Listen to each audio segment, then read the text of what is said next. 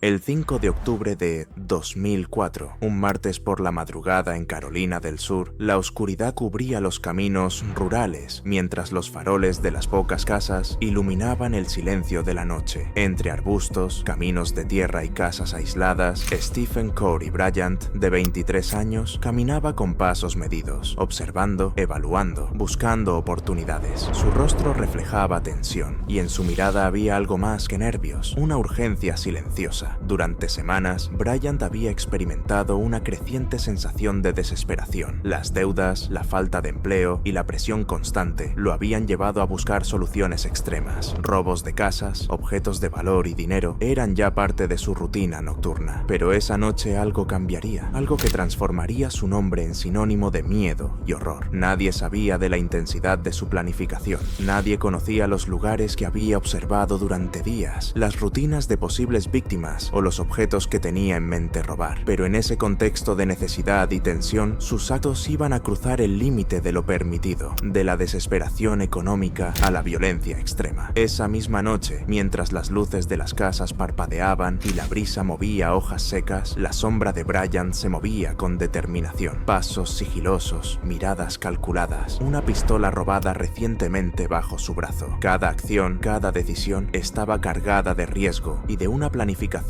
que pocos podían imaginar. En las siguientes horas y días, Bryant ejecutaría una serie de crímenes que incluirían robos, asesinatos y provocaciones directas a la policía. Cada movimiento fue registrado, cada víctima fue elegida por su vulnerabilidad. Cada acción marcó el inicio de un caso que estremecería al condado y que quedaría grabado en los expedientes judiciales. Hoy en Crónica Judicial describimos uno de los casos más impactantes en la historia de Carolina del Sur. Esto es solo el inicio. Esto es Crónica Judicial. Stephen Corey Bryant vivía solo en Carolina del Sur. A sus 23 años mostraba signos de aislamiento, irritabilidad y una creciente desesperación económica. La infancia marcada por traumas, abuso y negligencia había dejado cicatrices profundas en su comportamiento. La falta de empleo estable y las deudas lo llevaron a cometer robos en viviendas rurales, principalmente durante la noche, donde seleccionaba cuidadosamente qué objetos sustraer: laptops, joyas, relojes, herramientas y armas de fuego. Amigos y vecinos lo describían como alguien reservado y errático, que caminaba largas horas observando vecindarios y casas aisladas. Su desesperación económica se mezclaba con una planificación meticulosa. Bryant evaluaba cada lugar, cada horario, cada posible riesgo antes de entrar. Esta combinación de necesidad y cálculo lo llevó a traspasar el límite de simples robos. Entre el 5 y el 13 de octubre de 2004, Bryant ejecutó una serie de delitos que incluyeron robos, asesinatos y un incendio, dejando un patrón de violencia y provocación que llamaría la atención de toda la comunidad. Las viviendas elegidas eran aisladas y las víctimas seleccionadas por vulnerabilidad. La combinación entre su situación económica y su creciente violencia mental preparó el escenario para los crímenes que cambiarían su vida y la de otros para siempre. Durante esos días, Bryant mostró una capacidad de planificación sorprendente. Observaba las casas durante días, estudiaba los movimientos de los ocupantes y preparaba la logística de sus robos. El primer crimen se presentó como un robo rutinario, pero cada acción siguiente escaló en violencia, llevando a un trágico desenlace que definiría su notoriedad. La cadena de hechos comenzó el 5 de octubre de 2004, cuando Bryant cometió un primer robo en una vivienda aislada. Forzó la entrada durante la noche, revisando cajones, armarios y cualquier espacio donde creyera que podría haber objetos valiosos. Se llevó herramientas, algunos relojes y una pequeña cantidad de dinero en efectivo. Observaba meticulosamente cada habitación, asegurándose de no dejar huellas visibles, y usaba linternas y su teléfono para orientarse en la oscuridad. El 8 de octubre, Bryant cometió un segundo robo, esta vez en la vivienda de Clinton Brown, un hombre de 56 años que se encontraba pescando junto a un río cercano. Bryant buscaba dinero y objetos de valor, y en ese robo se apoderó de una pistola Smith & Wesson .40 que estaba en la casa. Esa arma se convertiría en el instrumento principal de los crímenes posteriores. Durante el robo, sorprendió a Brown y le disparó por la espalda. Brown logró arrastrarse hasta su vehículo y conducir hasta un hospital, sobreviviendo milagrosamente. El 9 de octubre, Bryant se dirigió hacia Clifton Dale Gainey, un conocido con quien había compartido bebidas y conversación ese día. Tras un breve encuentro, Bryant sacó la pistola y le disparó en la cabeza, acabando con su vida de manera inmediata. Luego, arrastró el cuerpo hasta un camino rural y abandonó los restos. Tras el asesinato, regresó al tráiler de Gainey y robó objetos electrónicos, un acuario y otros bienes de valor. Finalmente, prendió fuego a la vivienda para borrar evidencias. El 11 de octubre, Bryant se presentó en la casa de Willard T. Carter Tijen Jr., de 62 años. Dijo que tenía problemas con su coche para justificar su presencia. Una vez dentro, disparó 9 veces, causando la muerte inmediata de Tijen. Además, le provocó quemaduras en los ojos usando cigarrillos y dejó mensajes escritos con la sangre de la víctima en la pared. Victim number 4 in 2 weeks, catch me if you can. También colocó un sobre manila con un mensaje burlón sobre su identidad como The Prowler. Cada acción estaba cuidadosamente calculada para causar terror y enviar un mensaje a las autoridades. El 13 de octubre, Bryant abordó a Christopher Earl Burgess, de 35 años, en una tienda de conveniencia. Tras coincidir brevemente, lo siguió hasta un área aislada y le disparó en el pecho y la cabeza. Su cuerpo fue hallado horas después por un cazador. En total, Bryant cometió 3 asesinatos, múltiples robos y un incendio,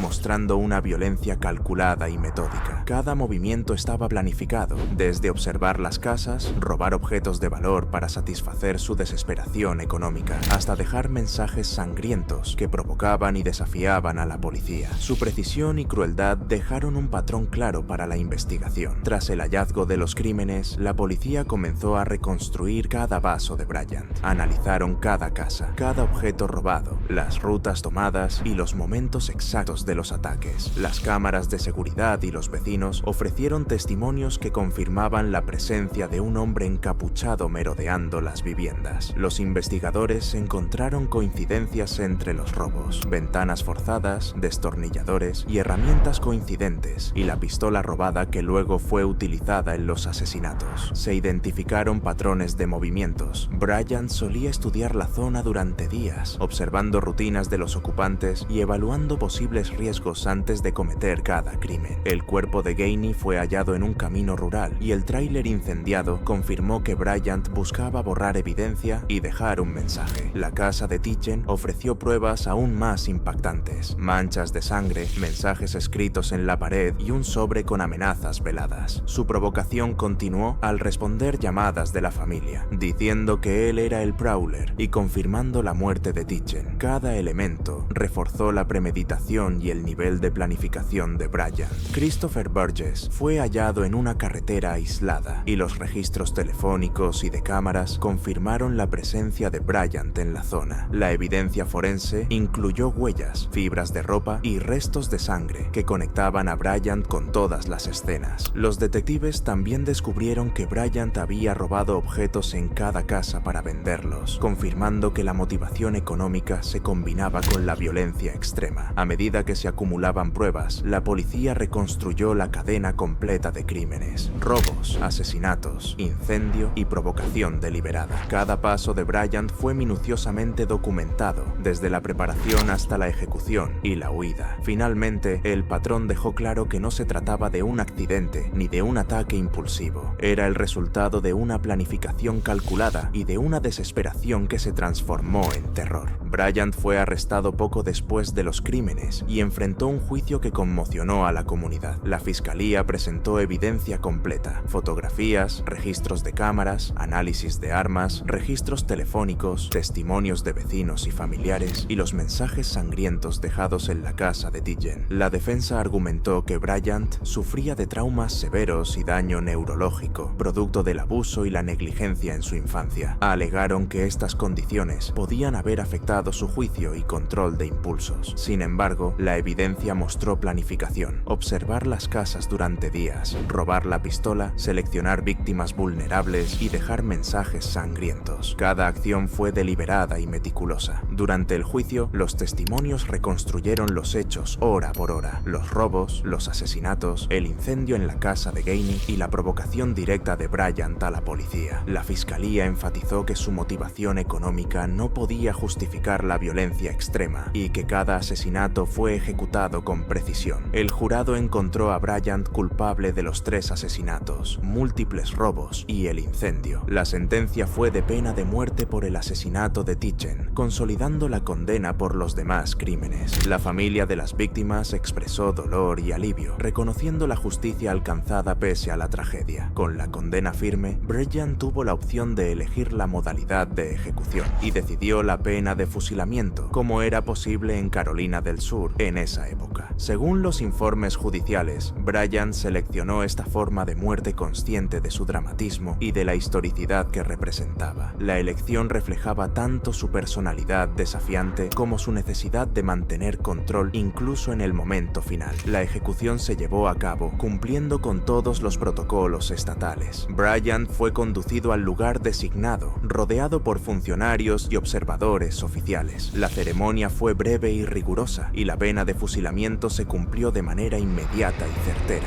La noticia de su muerte cerró un capítulo oscuro, poniendo fin a la amenaza que Bryant representaba para la comunidad, pero dejando una marca imborrable por la brutalidad de sus crímenes. El caso mostró cómo la desesperación económica, la planificación meticulosa y la violencia pueden combinarse para producir un crimen de alta complejidad y crueldad. La comunidad quedó marcada por los mensajes sangrientos, la brutalidad de los ataques y la audacia de Bryant, quien no solo mató, sino que buscó desafiar y provocar a las autoridades hasta el final. Este ha sido el caso de Stephen Corey Bryant. En Crónica Judicial nos esforzamos por relatar los hechos con precisión, respetando a las víctimas y ofreciendo un contenido informativo y responsable. Si te interesa conocer más historias de crímenes reales, juicios y condenas que marcaron la historia, suscríbete al canal y activa la campana de notificaciones para no perderte ninguno de nuestros vídeos. Déjanos en los comentarios tu opinión sobre este caso, o si conoces algún caso que te gustaría que analicemos en futuros episodios. Gracias por ver Crónica Judicial. Aquí la información es clave y la justicia siempre importa.